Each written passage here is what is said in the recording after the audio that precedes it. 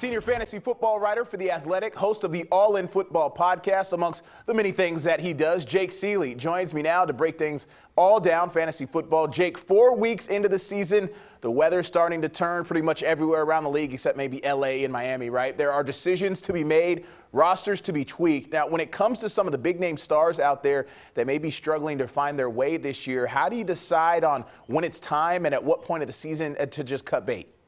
Yeah, I think a lot of people are frustrated with the Rams team, speaking of L.A., and Allen Robinson and Matthew Stafford in particular, the quarterback and wide receiver. So I think you look at this type of situation, we're 4 weeks in, as you mentioned. The buys are coming up, so there's a little bit of a struggle of you just drop talent off the waiver wire. And for one thing to be clear, don't just cut somebody because you're bitter and angry. But if there is help, if it's now been a full month and there's zero production like Allen Robinson has been showing as the wide receiver for the Rams, you can move on. Now, again, like I said, don't just cut them just because you're angry. But if there's help out there, if there's players like Garrett Wilson from the Jets still lingering out there, some of these rookies that have been showing up, some of the breakouts this year, some of the injuries lead to other players stepping up, you got to make that move at this point. We've given up enough time where if you're a veteran, the past years don't matter anything now. Yeah, I've made that mistake. I have cut a few guys in my league because I'm angry. I got to admit to that. And Allen Robinson, I don't get that one. I thought he'd be balling in this offense. But moving on, let's talk about some of the guys on the Washington Commanders, starting with rookie wide receiver Jahan Dotson. He's been pretty solid so far this season, 13 points per game. He's averaging 4 touchdowns on the year. But now that injury he's dealing with, Jake, how do you view Dotson? I view Dotson as a nice stash. Don't drop him in your league.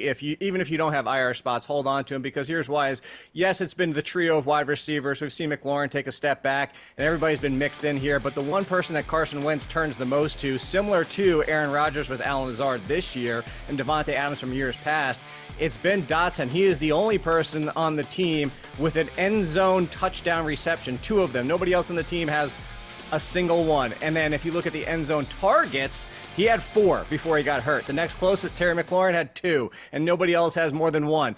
I think this is a good opportunity for Terry McLaurin to get right while Dotson is sidelined, but I would not drop Dotson if somebody else makes that mistake, doesn't want to put them on that IR. I would go grab him because, like, again, I go back to the fact that Carson Wentz seems to be comfortable in looking his direction when they're in the scoring opportunities. Dotson knows how to get open. He is an excellent route runner. All right, moving on to Brian Robinson for the Commanders. Looked good in the preseason, the rookie running back did, but he was forced to miss time now with those gunshot wounds. He's officially off the PUP list now, Jake. On the short-term IR, the team has 21 days to activate him. What's the approach in a situation like this for fantasy managers?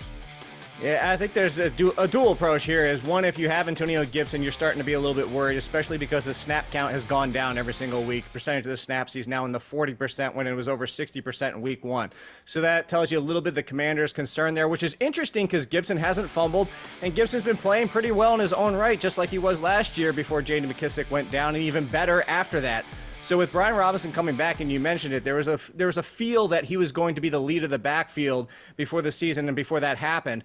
But now, if we're talking fantasy purposes, like for real life, this is going to be a pretty impressive backfield to have to deal with all 3. But for fantasy purposes, it could be frustrating because if Brian Robinson is back in the lead and Gibson's still involved and McKissic is still involved, all 3 usually equal a poor fantasy value, unfortunately.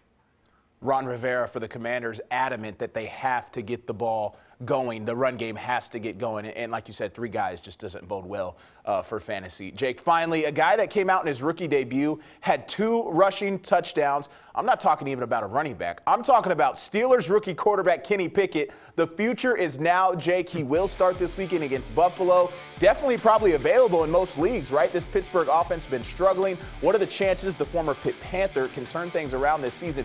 And is he really a viable fantasy option to replace a quarterback maybe on the lower tier of things?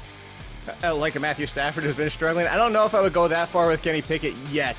The interesting thing here is similar to Daniel Jones in our division here, is that he'll run if given the opportunity. He's not going to be up there with the Jalen Hurts of the world, but like a Josh Allen and a Daniel Jones, where you even saw, as you mentioned, with the 2 rushing touchdowns, he'll call his own number.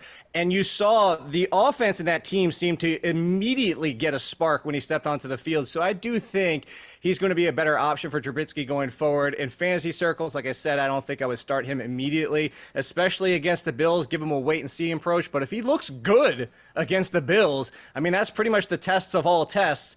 And I think you could actually start him for Matthew Stafford after this week, but I wouldn't do it this week yet.